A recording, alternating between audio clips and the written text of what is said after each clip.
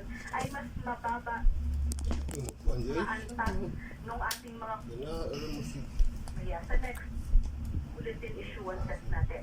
By this afternoon or evening, inaasahan naman po natin from tropical depression, mahihina pa siya bilang isang low pressure area na lamang. Yan po si Pagasa Weather Specialist Ian Loreto. Patay naman magkapatid matapos mabagsakaan ng malalaking tipak ng bato ang tinitirahan nilang kubo sa sitio Cairupa.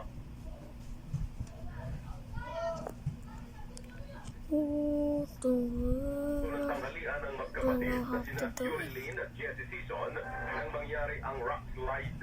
Bumagsak ang mga malalaking tipak ng bato mula sa First try.